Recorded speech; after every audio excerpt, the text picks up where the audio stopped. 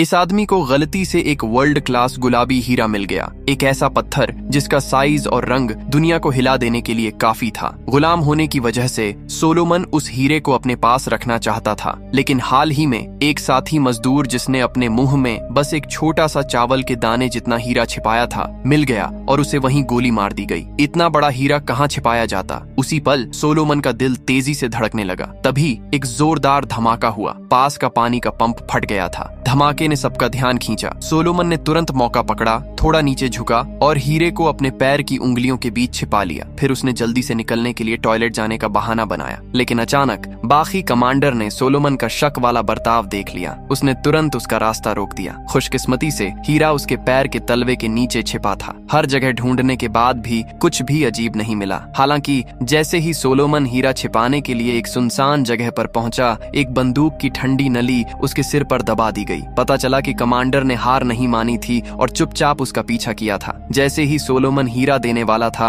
किस्मत ने एक बार फिर उस पर मेहरबानी की। सरकारी सेना ने अचानक हमला किया और एक बम उन दोनों के ठीक बगल में गिरा। बागी कमांडर वहीं बुरी तरह घायल हो गया, जबकि सोलोमन मौके का फायदा उठाकर भाग गया। इसके बाद सोलोमन एक सूखे पेड़ के पास गया और हीरे को वहीं गाड़ दिया। सरकारी सेना ने उसे तुरंत पकड़ लिया, लेकिन जेल पहुंचने पर सोलोमन का सामना उसी बागी कमांडर से हुआ। पता चला कि वह मरा नहीं था, बस आंख में चोट लगी थी। इसके बावजूद उसने सोलोमन को तुरंत पहचान लिया और सबके सामने दहाड़ा, इस बदमाश के पास एक कीमती गुलाबी हीरा है। जो भी इसे ढूंढेगा उसे मेरी तरफ से बड़ा इनाम मिलेगा। सब लोग सोलोमन को लालच भरी नजरों से देखने लगे। खुद को बचाने के लिए उसने जोर देकर मना कर दिया, यहाँ तक कि अपनी बेगुनाही साबित करने के लिए अपने सारे कपड़े भी उतार दिए। हालांकि इस तरीके से वह छोटा लड़का काबू में आ सकता था, लेकिन यह डैनी को धोखा नहीं दे सका। डैनी अफ्रीका में पैदा हुआ और पला बड़ा एक गोरा आदमी था, जो एक बेईमान ब्लैक मार्केट डायमंड स्मगलर था। जहाँ भी डायमंड होते उसे ढूंढा जा सकता था। हालांकि यह एक खतरनाक प्रोफेशन था। एक छोटी सी चूक और आपकी जान जा सकती थी। लेकिन अपने बहुत ज्यादा एक्सपीरियंस से डैनी ने अपनी चालाकी को और निखारा था। वह न सिर्फ डकैतियों को पहचान सकता था और रोक सकता था, बल्कि स्मगल किए गए सामान को कामयाबी से उतार भी सकता था। उस दिन डैनी को एक बार फिर आसानी से डायमंड्स का एक बैच मिल गया था। इन डायमंड्स को बेचने के लिए पड़ोसी देश ले जाने के लिए उसने एक मैगजीन रिपोर्टर का भेष बनाया और लोकल चरवाहों को कवर के लिए हायर किया। डायमंड्स को एक भेड़ की खाल के नीचे सिल दिया गया था, लेकिन उसे उम्मीद नहीं थी कि उसके जैसा कोई जो कभी फेल नहीं हुआ था इस बार ठोकर खाएगा, कि डैनी को सीधे जेल में डाल दिया। लेकिन इस वजह से डैनी को पता चला कि सोलोमन के पास एक नायाब गुलाबी हीरा है। इसलिए अपने साथी से बेल आउट होने के बाद उसने तुरंत उन्हें यह खबर दी और उन्हें सोलोमन को किसी भी कीमत पर बाहर निकालने का आदेश दिया, क्योंकि हीरे के व्यापार में अपने कई सालों के अनुभव के साथ डैनी उस गुलाबी हीरे की कीमत सोलोमन से कहीं बेहतर समझता था। एक बार जब उसके पास यह हो जाता तो वह न केवल फाइनेंशियल आजादी पा सकता था, बल्कि कट्स कंट्रोल से बचकर हमेशा के लिए अफ्रीका छोड़ सकता था। अपने निर्देश देने के बाद डैनी होटल लौट आया। जैसे ही वह दरवाजे से अंदर गया, उसने अपने एक दांत को निकालने के लिए खंजर का इस्तेमाल किया। अंदर एक हीरा छिपा हुआ था, साफ था। वह इसे आखिरी उपाय के तौर पर ही निकालेगा। जब डैनी पैसे बदलने के लिए बाहर गया तो एक आदमी चुपके से उसके कमरे में घुस गया। उसी समय उसके साथियों ने भी सोलोमन को जेल से बाहर निकाला था और जाने से पहले उसे कुछ पैसे दिए थे, ताकि उसे बेसहारा होने के कारण वापस जेल में न डाला जाए। सोलोमन पूरी तरह से हैरान था और उसने इस बारे में ज्यादा नहीं सोचा, क्योंकि उस समय उसका पूरा ध्यान अपने परिवार को ढूंढने पर था। पता चला कि पहले सोलोमन अपनी प्यारी पत्नी के साथ 3 बच्चों को पालने वाला एक आम मछुआरा था। हालांकि जिंदगी आसान थी, लेकिन शांतिपूर्ण नहीं थी। उसका बेटा जेल खास तौर पर अच्छा व्यवहार करने वाला, समझदार और सीखने के लिए उत्सुक था। वह हर दिन समय पर उठता और स्कूल जाने के लिए पहाड़ी सड़कों पर 5 किलोमीटर पैदल चलता। लेकिन उस दिन जब सोलोमन अपने बेटे को स्कूल से लेने जा रहा था, तो अचानक उनका सामना हथियारबंद बागियों के एक ग्रुप से हुआ। ये लोग क्रूर, खून के प्यासे और अमानवीय थे। जैसे ही वे गांव में घुसे, उन्होंने आम लोगों पर, जिनमें कई बच्चे भी शामिल थे, अंधाधुंध गोलियां चलानी शुरू कर दी। लेकिन जब उन्होंने लोगों को मारा तो उन्होंने पलक तक नहीं झपकाई। इस अफरा तफरी में सोलोमन ने अपनी पत्नी और बच्चों को भागने में मदद की, कामयाबी से, लेकिन वह खुद मौके पर ही पकड़ा गया। शुरू में उसका एक हाथ काट दिया जाना था, लेकिन दुश्मन ने देखा कि वह मजबूत और हट्टा कट्टा है और उसे लगा कि यह बेकार है। इसलिए उन्होंने उसे बांध दिया और कड़ी मेहनत करने के लिए हीरे की खदानों में भेज दिया। फिर कहानी की शुरुआत का सीन फॉलो किया। दूसरी तरफ अपने पैसे बदलने के बाद डैनी डैनी एक बार में गया, लेकिन उसका मकसद पार्टी करना नहीं था, बल्कि मालिक को ढूंढकर पिस्तौल ऑर्डर करना था। तभी मैटी की खूबसूरती ने उसका ध्यान खींचा। शुरू में डैनी का इरादा बस सोने के लिए एक लड़की ढूंढना था, लेकिन थोड़ी बातचीत के बाद उसे पता चला कि वह एक रिपोर्टर है और उसने तुरंत अंदाजा लगा लिया कि वह एक हीरे का तस्कर है। डैनी को प्रेस से जुड़ना पसंद नहीं था, लेकिन मैटी उससे चिपक गया और खून के हीरे के व्यापार और उसके पीछे के सबसे बड़े तस्कर को सामने लाने के लिए जानकारी देने की मांग की। हालांकि डैनी को खूबसूरत औरतें कितनी भी पसंद क्यों न हो, वह किसी अनजान रिपोर्टर को कोई भी जानकारी नहीं देगा। होटल लौटकर कमरा टूटा फूटा देखकर डैनी को तुरंत एहसास हुआ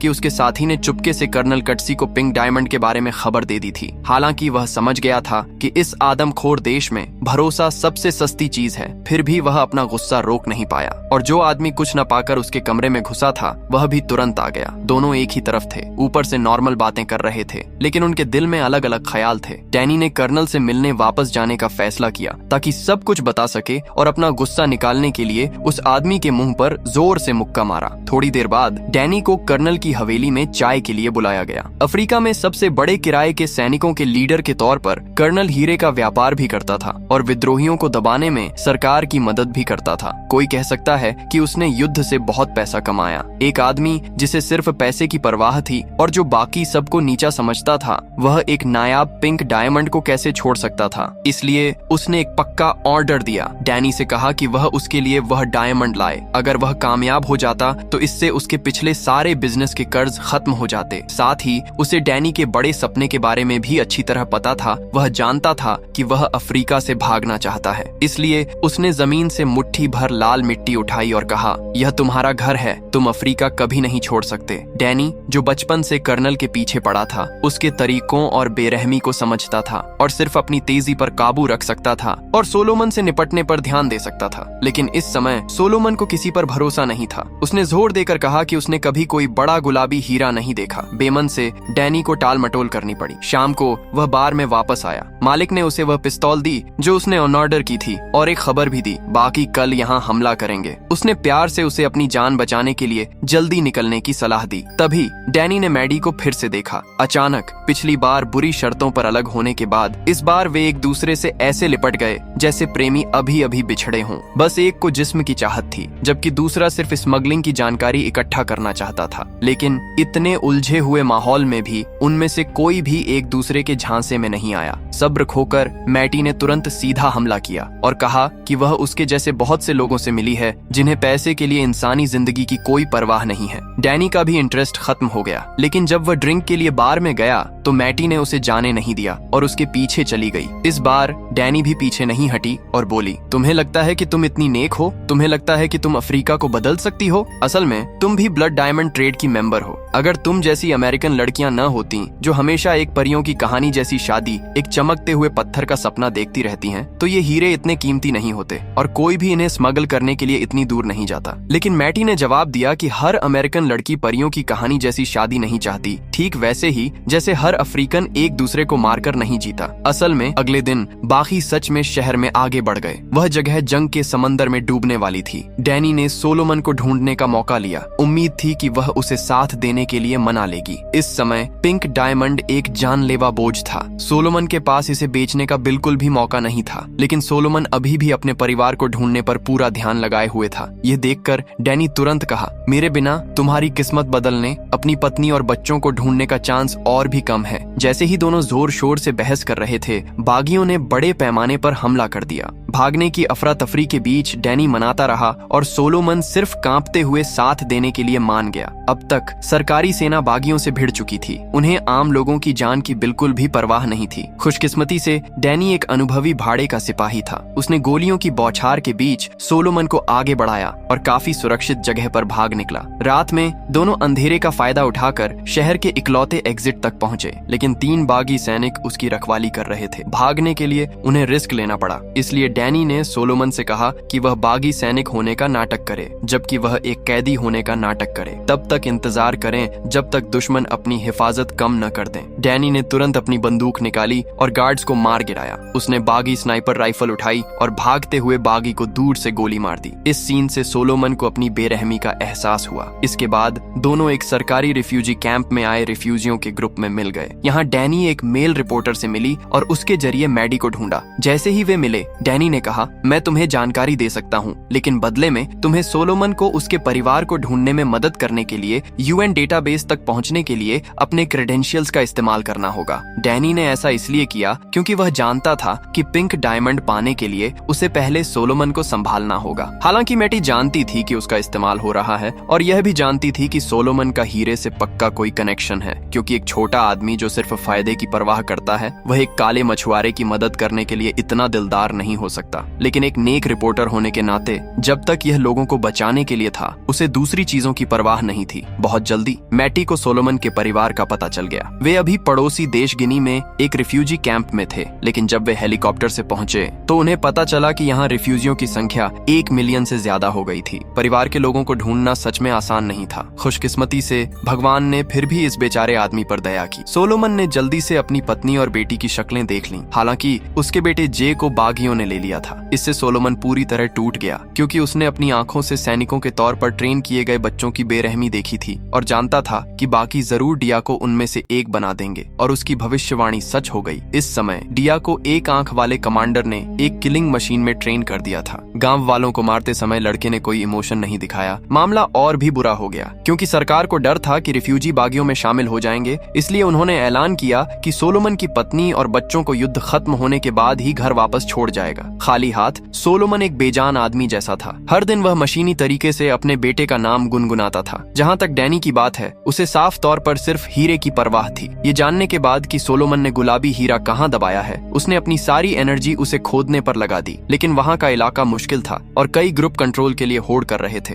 एकमात्र मौका मैटी की टीम में घुसने का था, लेकिन इस समय मैटी बहुत परेशान थी। वह अब ऐसा नहीं करना चाहती थी, बल्कि ब्लड डायमंड के धंधे के पीछे के लोगों को उखाड़ फेंकने के लिए पक्के सबूतों का इस्तेमाल करना चाहती थी। शायद मैटी के कामों से दुखी होकर, या शायद सिर्फ पिंक डायमंड पाने की चाहत में, डैनी ने उसे ब्लड डायमंड सप्लाई चेन के बारे में पूरी सच्चाई बता दी। वह डायमंड की स्मगलिंग पड़ोसी देशों में करता था। फिर लोकल खरीदार डायमंड को बिचौलियों को सौंप देते थे। जब बिचौलिए कस्टम को रिश्वत देते तो वे यह सर्टिफाई कर सकते थे कि ये डायमंड देश में ही माइन किए गए हैं, जिससे उन्हें कानूनी तौर पर एक्सपोर्ट किया जा सके। और इस इंटरेस्ट की चेन के पीछे का आदमी वैंडी कैप था। एक तरफ उसने सप्लाई को कंट्रोल करने और ऊंची कीमतें बनाए रखने के लिए बड़ी मात्रा में डायमंड जमा किए। दूसरी तरफ उसने युद्ध को बनाए रखने के लिए वह सब कुछ किया जो वह कर सकता था, ताकि विद्रोहियों के डायमंड सीधे बाजार में न आ सकें। काम खत्म करने के बाद डैनी ने सीधे सबूत देने का भी वादा किया, लेकिन उसे पिंक डायमंड मिलने तक इंतजार करना पड़ा ताकि यह जानकारी पब्लिक में बताई जा सके। डैनी और सोलोमन ने भी स्टाफ होने का नाटक किया और मैटी की टीम में घुस गए, लेकिन अपनी मंजिल के रास्ते में काफिले पर अचानक बागियों ने हमला कर दिया। मुश्किल में दयालु सोलोमन ने एक बच्चे को बचाया, लेकिन क्योंकि बस में और जगह नहीं थी, इसलिए उनमें से कुछ लोग दूसरे छोटे ट्रक में ही चढ़ सके। बस में सवार सभी लोगों को बागियों ने मार डाला, जबकि उन्होंने ट्रक चलाने और जंगल में भागने का मौका लिया। लेकिन जैसे ही वे खतरे से बच निकले, वे लोकल गोरिल्ला से टकरा गए। खुशकिस्मती से इन लोगों को बिना सोचे समझे मारने की आदत नहीं थी। कुछ इशारों और मैटी की फोटोग्राफी के बाद उन्होंने न सिर्फ जल्दी से अपनी सावधानी कम कर दी, बल्कि तीनों को एक छिपे हुए ठिकाने पर भी ले गए। पनाह लेने का एक तरीका। युद्ध से जूझ रहे अफ्रीका की तुलना में यह जगह सच में धरती पर स्वर्ग थी। यहाँ के सभी बच्चे पहले पकड़े गए बाल सैनिक थे, लेकिन ध्यान से सिखाने और प्यार करने पर वे अपनी जन्मजात मासूमियत और बेफिक्री में लौट आए थे। ये सब हवेली के मालिक की वजह से था। वह हमेशा मानता था कि लोगों को अच्छे और बुरे में कोई असली फर्क नहीं होता। डैनी ने ये बातें सुनी और सोचा। शाम को उसने बच्चों का गाना सुना और पाम वाइन के नशे में पहली बार उसने मैडी के सामने अपना दिल खोला। पता चला कि डैनी अफ्रीका में पैदा हुआ एक गोरा आदमी था। जब वह 9 साल का था तो उसकी माँ को मार दिया गया था और उसके पिता का भी सिर काट दिया गया था। कहा जा सकता है कि युद्ध ने उससे सब कुछ छीन लिया था। इसलिए 19 साल की उम्र में वह कर्नल के पीछे पीछे भाड़े का सिपाही बन गया और तब से काले लोगों से लड़ रहा है और उनका विरोध कर रहा है। लेकिन बाद में उसे एहसास हुआ कि यह सब शांति के लिए नहीं था और न ही नस्ल भेदी नफरत मिटाने के लिए, बल्कि सिर्फ पैसे और फायदे के लिए था। तब जिससे उसने अकेले लड़ने का फैसला किया, एक मतलबी स्मगलर बन गया। लेकिन अब वह बस एक शांति भरी जिंदगी जीना चाहता था और वह गुलाबी हीरा अफ्रीका छोड़ने का उसका टिकट था। डैनी के चेहरे पर धीरे धीरे दर्द भरा भाव देखकर मैटी ने अनजाने में उसका हाथ पकड़ लिया। इस पल से दोनों के दिल करीब आ गए। अगले दिन हवेली का मालिक तीनों को उनकी मंजिल की ओर ले गया, लेकिन रास्ते में उनका सामना बागियों की बच्चों की सेना से हुआ। अपनी दयालुता से उसने सोचा कि वह उन्हें बातों से मना सकता है, लेकिन अचानक विरोधी सख्त और सुन्न हो गए और सीधे उसकी सीख का जवाब गोलियों से दे दिया। डैनी ने उन्हें धमकाने के लिए जल्दी से अपनी बंदूक निकाल ली। बच्चों के उससे डरने का फायदा उठाकर उसने गैस दबा दी और भाग गया। तभी कर्नल का कैंप पास में ही था। बुरी तरह घायल हवेली के मालिक को बचाने के लिए डैनी के पास पहले कैंप की ओर जाने के अलावा कोई चारा नहीं था। अच्छी खबर ये थी कि हवेली के मालिक के पास अभी भी बचने का मौका था और मैडी भी रिफ्यूजी के साथ पीछे हट सकती थी। लेकिन बुरी खबर ये थी कि इस समय कर्नल खुद अपनी सेना को कोनो ले जाने की तैयारी कर रहा था, जहां वे जा रहे थे, और उसने डैनी से गुलाबी हीरा ढूंढने के लिए अपने साथ जाने को कहा। लेकिन डैनी अच्छी तरह जानता था कि एक बार जब वह बड़ी सेना का पीछा करेगा तो शायद आखिर में उसे हीरे की धूल का एक कण भी नहीं मिलेगा। इसलिए टेंट से निकलने के बाद उसने तुरंत मैडी से आर्मरी के पास के गार्ड को फुसलाने में मदद मांगी ताकि वह चुपके से हथियार चुराकर सोलोमन को ले जा सके। ये सुनकर मैटी तुरंत डैनी का इरादा समझ गई और यह भी जान गई कि उसकी यह ट्रिप यकीनन ज्यादा खतरनाक थी, लेकिन वह आंसुओं के बीच सिर्फ सहमति में सिर हिला सकी। डैनी ने अपने पास मौजूद सबूत भी सौंप दिए ताकि अगर वह सच में कोनों में मर भी गया तो मैटी सारा सच सामने ला सके। बाद में मैटी की मदद से डैनी को हथियार मिल गए और दोनों अलग होने वाले थे। असल में इतनी मुश्किलों और ईमानदारी से शेयर करने के बाद उनके मन में एक दूसरे के लिए फीलिंग्स आ गई थीं। लेकिन यह जुदाई शायद हमेशा के लिए हो।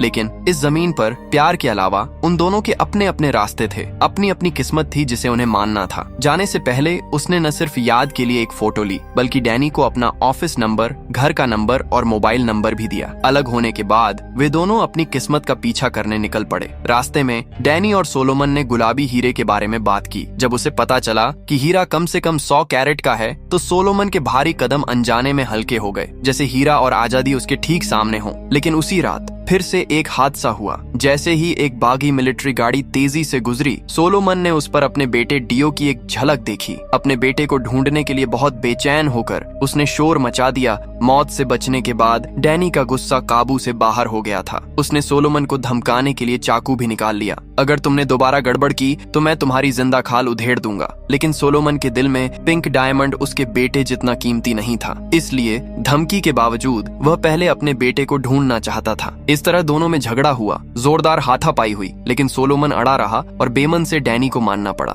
शाम को दोनों बागी कैंप की तरफ टटोलते हुए निकले, लेकिन उन्हें डायमीटर का कोई निशान नहीं मिला। दोनों को अपने रास्ते पर चलते रहना पड़ा। पहले रास्ते में दोनों अक्सर डायमंड के बारे में बात करते थे, लेकिन अब वे एक दूसरे की जिंदगी के बारे में बात करने लगे और धीरे धीरे सच में एक दूसरे के लिए खुल गए। डैनी ने यह भी कहा कि वह डायमीटर को जरूर बचाएगा। छोटे रास्तों पर एक और दिन और रात चलने के बाद दोनों आखिरकार उस खदान में पहुंचे जहां पिंक डायमंड दबा हुआ था। लेकिन वह जगह बहुत ज्यादा पहरेदार थी, पूरी तरह से पहुंच से बाहर थी, कोई चारा नहीं बचा था। डैनी को एक खतरनाक जुआ खेलना पड़ा। उसने कर्नल को खास कोऑर्डिनेट्स भेजे और रास्ता साफ करने के लिए भारी फायर पावर का इस्तेमाल करने को कहा। डैनी जानता था कि यह एक रिस्की चाल है, लेकिन इससे बेहतर कोई तरीका नहीं था। वह बस दोनों तरफ की लड़ाई का फायदा उठाने की उम्मीद कर सकता था। हीरे वाली जगह पर चुप, लेकिन सोलोमन को यह सुनकर लगा कि कुछ गड़बड़ है, क्योंकि उसे यकीन था कि उसका बेटा अंदर है और एक बार फायरिंग शुरू हो गई तो उसकी जान भी जा सकती थी। इसलिए शाम को जब डैनी गहरी नींद में सो रहा था,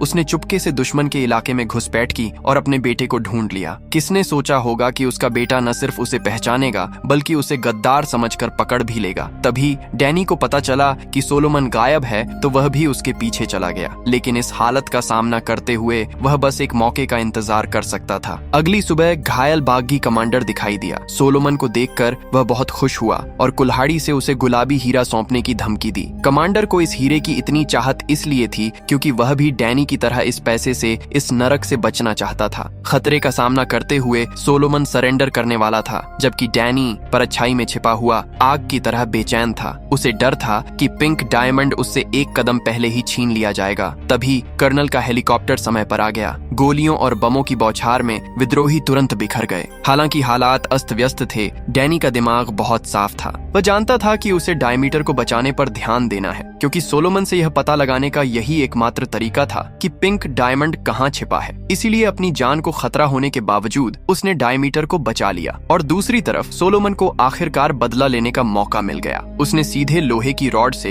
एक आंख वाले कमांडर का सिर फोड़ दिया। पूरी फायर पावर के फायदे से विद्रोही जल्दी ही पूरी तरह खत्म हो गए। इस समय सबका ध्यान एक बार फिर सोलोमन पर गया और सोलोमन को यह भी पता था कि गुलाबी हीरे की जगह ही उसकी जान बचाने वाला कार्ड है। इसीलिए उसने अपना मुंह बंद रखा। जब तक कर्नल ने यह नहीं कहा कि जब तक डैनी उसे बात करने के लिए मना ले वह 60 से 40 के बंटवारे पर राजी हो जाएगा, नहीं तो दोनों को मरना होगा। तब डैनी ने डियो को किनारे से बाहर निकाला। अपनी कमजोरी को फिर से अपने खिलाफ पाकर सोलोमन के पास समझौता करने के अलावा कोई चारा नहीं था। इसके बाद ग्रुप दफनाने की जगह पर गया। उस जगह को बागियों ने पहले ही खोद कर तबाह कर दिया था। सोलोमन के पास खुद को मजबूर करके खुदाई जारी रखने के अलावा कोई चारा नहीं था। इस समय डैनी और सोलोमन दोनों साफ समझ गए थे कि जैसे ही हीरा मिलेगा उनकी जान जरूर खतरे में पड़ जाएगी। डैनी ने अचानक अपने बगल वाले आदमी से सिगरेट मांगी, लेकिन उसे मना कर दिया गया। सोलोमन को भी डैनी पर ज्यादा भरोसा था। वह बाहर निकलने का रास्ता खोजने के लिए उसके साथ सब कुछ दांव पर लगाने को तैयार था। इसलिए उसने हीरा मिलने का नाटक किया। डैनी ने मौके का फायदा उठाया और जल्दी से उस सैनिक को मार डाला। सोलोमन ने भी इस अफरा तफरी का फायदा उठाकर अपने बगल में खड़े कर्नल पर हमला कर दिया। डैनी जल्दी से जंगल में छिप गया, फिर अचानक वापस मुड़ा और कर्नल को खत्म कर दिया। इसके तुरंत बाद सोलोमन ने भी सच में हीरा खोद निकाला। लेकिन हाल ही में हुई लड़ाई के दौरान बदकिस्मती से डैनी के पेट में गोली लग गई थी। अचानक जिया ने बंदूक से उनका रास्ता रोक दिया। जब तक सोलोमन ने हर तरह की इमोशनल अपील नहीं की, तक उसका बेटा, जिसका होश अभी पूरी तरह से नहीं गया था, होश में नहीं आया। हालांकि जैसे ही बाप बेटे का मिलन खत्म हुआ, तीनों पर हमला हो गया और वे बस भाग सकते थे। रास्ते में डैनी ने हीरा वापस मांगा और अपने साथी से उन्हें लेने के लिए प्लेन भेजने के लिए पहले से कांटेक्ट भी किया। लेकिन लैंडिंग पॉइंट आगे पहाड़ की चोटी थी। वहां पहुंचने के लिए उन्हें 10 किलोमीटर ऊंची पहाड़ी सड़कें पार करनी थीं। डैनी की सांस फूलने की आवाज सुनकर सोलोमन ने उसे रुकने और आराम करने की सलाह दी, लेकिन दुश्मन किसी भी पल उन्हें पकड़ सकता था। ढलान पर सिर्फ आधा चढ़ने के बाद डैनी में कोई ताकत नहीं बची थी। सोलोमन ने उसे मजबूती से उठाया और आगे बढ़ा, लेकिन कुछ ही देर में डैनी पूरी तरह थक गया। वह जानता था कि उसके पास ज्यादा दिन नहीं बचे हैं, इसलिए उसने वह हल्का गुलाबी पत्थर निकाल लिया। इसी के लिए उसने अपनी जिंदगी का सौदा किया था, लेकिन अब उसके पास इसे खर्च करने का मौका नहीं था। आखिर में उसने फिर भी यह पत्थर सोलोमन को देने का फैसला किया। इतना ही नहीं, उसने सोलोमन को मैटी का बिजनेस कार्ड भी दिया, जिसमें कहा गया था कि जब वह राजधानी वापस आए तो मदद के लिए उसे फोन करे। इसके अलावा उसने सोलोमन को एक बंदूक दी और खास तौर पर चेतावनी दी कि वह अपने साथी पर भरोसा न करे। तभी दुश्मन ने उसे पकड़ लिया। सोलोमन को भागने के लिए समय देने के लिए डैनी ने अकेले ही अपनी बंदूक सेट की और वापस लड़ना शुरू कर दिया। जब तक उसने सोलोमन और उसके बेटे को बहुत दूर जाते नहीं देखा, तब तक वह रुका नहीं। उसने राहत की सांस ली। फिर उसने सैटेलाइट फोन से मैडी को फोन किया और उसे किसी भी कीमत पर सोलोमन और उसके बेटे को लेने के लिए कहा। शुरू में कॉल आने पर मैटी बहुत खुश हुई, लेकिन लाइन के दूसरी तरफ से बढ़ती भारी सांसों की आवाज सुनकर मैटी को लगा कि कुछ गड़बड़ है और उसका दिल अचानक बैठ गया। इस समय साथी का हेलीकॉप्टर डैनी के सिर के ऊपर से गुजरा, लेकिन उसे अब कोई अफसोस नहीं था, बस आहें भर रहा था। यहाँ का नजारा बहुत सुंदर है, काश तुम भी यहाँ होते। लेकिन किस्मत से उसने उसे सच्ची कहानी बता दी थी, ताकि वह बाद में आजादी से अपने आर्टिकल लिख सके। इस समय मैडी भी डैनी की बातों का मतलब समझ गई। वह रो पड़ी और बोली, काश मैं तुम्हारे साथ होती। फोन रखने के बाद डैनी ने अपने पास खून से सनी मिट्टी का एक टुकड़ा उठाया, जैसे कर्नल की बातों को कंफर्म कर रहा हो। यही उसकी किस्मत थी। हालांकि उसने भागने की पूरी कोशिश की थी, आखिर में वह इसी जगह पैदा हुआ और यहीं मरा। कुछ ही समय बाद सोलोमन मैटी की मदद से पिंक डायमंड को लंदन ले आया और मैटी के ध्यान से किए गए इंतजाम के तहत डायमंड मोनोपोली के टॉप अधिकारियों के साथ एक ट्रेड एग्रीमेंट किया। शर्त यह थी कि उसके परिवार को ढूंढने में मदद की जाए। तो सोलोमन का परिवार आखिरकार फिर से मिल गया और ट्रांजैक्शन सीन भी मैडी ने पूरी तरह से रिकॉर्ड कर लिया। इसके बाद मैडी ने अपने हाथों में मौजूद सबूतों के आधार पर ब्लड डायमंड ट्रेड के पीछे के काले राजों को सामने लाया। सोलोमन भी एक गवाह के तौर पर खड़ा हुआ और पूरी दुनिया को अफ्रीका में हुई खूनी कहानियां बताईं, और इसी सीन के साथ यह कहानी यहीं पर खत्म हो जाती है। तो दोस्तों, अगर आपको यह एक्सप्लेनेशन और कहानी पसंद आई हो तो प्लीज वीडियो को लाइक कर देना और अपने दोस्तों के साथ शेयर करना मत भूलना। और हाँ, ऐसी ही बेहतरीन मूवीज की कहानियों के लिए चैनल को सब्सक्राइब करके बेल आइकन जरूर दबा लेना।